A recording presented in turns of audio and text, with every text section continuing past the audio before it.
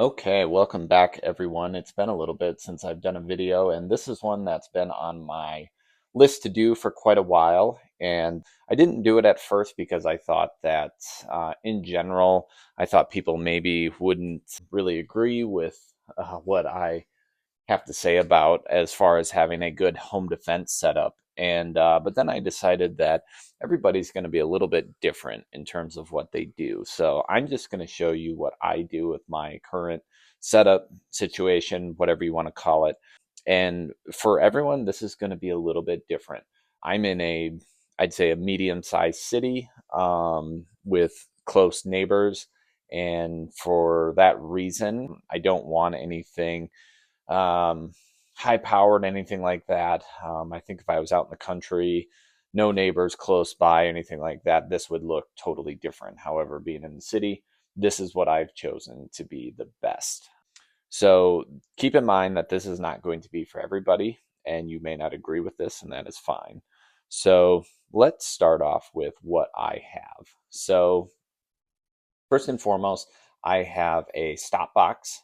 This is a non-battery powered case, which just has a combination of pushing down on this and a couple fingers combination up here, and then this opens up. So you don't have to worry about any batteries or anything like that. And I really like that just because uh, I, I'm not a big fan of relying on a battery because even though you can get it on a regular schedule when you change the batteries, things like that, maybe you could even find something that would plug in. That would, of course, be ideal.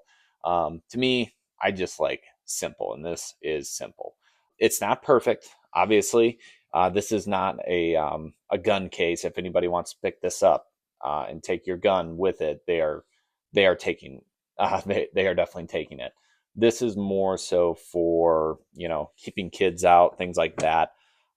The only point I'll make about the stop box is that you have to be careful how big of a gun and what else you put in here. So I have found that if I put a full size handgun in there along with a separate magazine, sometimes it would not close. It would be hard to close, and then it was not always that easy to open. So I have found just keep your handgun in there, and that's it. Don't put anything else in there with it. Don't crowd the edges because that can be an issue when it comes time to open it up. And of course, in a home defense situation, you want to be able to get at it as quickly as possible. So I'll go over quick. Just that's the stop box. That's what I keep it in. This sits right by my bedside, and then I keep some kind of usually full size pistol in here. So I currently have the Canik TP9 SFX as my home defense. And the reason for that is I have a lot of rounds through this. I trust it. It's easy to shoot, and it's been totally reliable for me. I've had other handguns in the rotation, CZs, Smith and Wessons, Canics, Berettas, and right now this is what I'm running. And sometimes it gets changed out, but um,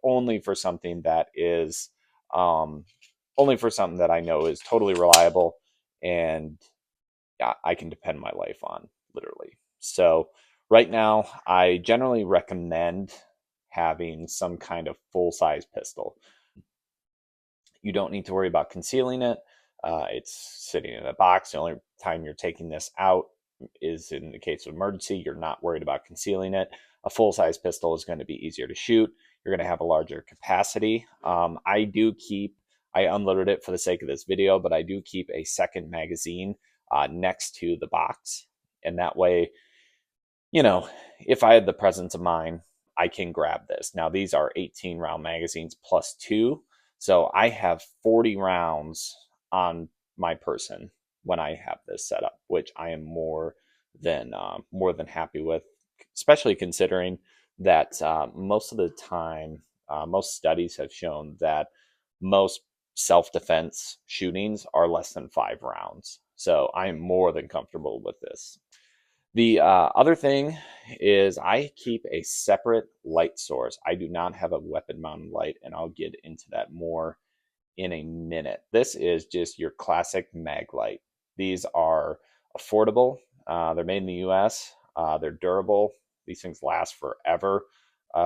You can buy them with LEDs, or like I did with this one, you can just go ahead and buy an LED upgrade. Are these the brightest things in the world? No. However, I'm going to argue for lighting up your house. I'm just going to say you don't need 2000 lumens. In fact, I would even make the argument that that is probably too much. And, this, I don't know what the output of this is. This still puts out kind of a yellow light, which I am fine with. However, something to keep in mind is that the brighter the light, the more that light is going to reflect off walls, shine back at you, and that can be obviously very disorientating, especially if this is 2 in the morning. You just woke up. You might not be in the clearest of minds. So another reason I like the mag light is because I can I can lead with this. If I don't know what the threat is, I can have my whatever it may be, pistol in this case, I can have that on me. However, you don't always know when things are going to be a threat. And that's where I'm going to get into the point of, why I don't have a weapon mounted light on here. So I've done a lot of research. I've listened to a lot of people, some experts, some not, some people just like me giving their opinions. And I would say the person that has influenced my decision the most is Masad Ayub. And if you, hopefully I'm not butchering his last name, but he's a lot on Wilson Combat channel. He has a lot of great videos on this very topic. And his general consensus is for home protection, have a separate light source, hold your flashlight separately. And the reason for that is if you have a weapon mounted light and you are searching through your home, property, whatever it may be, that light is facing wherever the muzzle is facing. And let's say that there may be somebody in your home that is there mistakenly. Now, some people are going to say, well, that doesn't matter. They're in my house. Well, if you point your flashlight that's mounted on your weapon at them, you are now pointing a firearm at them, which can bring up some issues if your home defense situation goes to court, trial, whatever it may be. You don't want anything to work against you in a case of self-defense. You want it to be as cut and dry as possible. There's even some cases out there where accessories, firearm accessories, upgrades, things like that can be brought up in court, can be brought up in front of a jury. And you don't want any of that if it goes that far. It very well may not go that far, but if there's any questions to your personal protection, your home defense, whatever your situation may be, you want things to be as cut and dry as possible. So in a scenario that, I've heard people encounter, and I've had some firsthand experience with, if you hear somebody outside your home 2 a.m. in the morning, what are the chances that in fact it's a law enforcement officer, it's a police officer looking for somebody, and you come out there and you've got this pointed at them? That's probably not going to end well. If you're not sure what it is and you've got a flashlight shining around, that's a lot different. Somebody, if they have no malicious intent, somebody is probably going to announce themselves. If they see you, looking around with a flashlight, they're probably going to say something. Pointing a handgun, a little bit different. So that is my main purpose for having a separate light source. There's plenty of training out there where you can have your sidearm either not at the ready, maybe at your side, and you're leading with your flashlight, or of course, you can. There are ways to, um, fire your gun along with a flashlight on if that situation does arise. So, I would say for home defense, this is what I would recommend: have a separate light source, have just some kind of full size pistol, if that's the route you're going. If you're deciding to do a rifle, I would say that's another video, another topic. But for most people, I feel like they are having something like a handgun as home defense. So I would make an argument for sure, have some kind of separate light source. That was the main purpose of this video. A lot of people like weapon mounted lights. That's fine for things like law enforcement, military applications, maybe just a duty gun in general.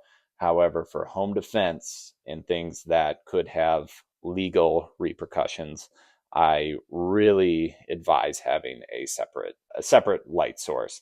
The other thing too is, let's say somebody's on your property, maybe somebody's in your front yard, something like that, and it's not something that warrants a firearm being involved.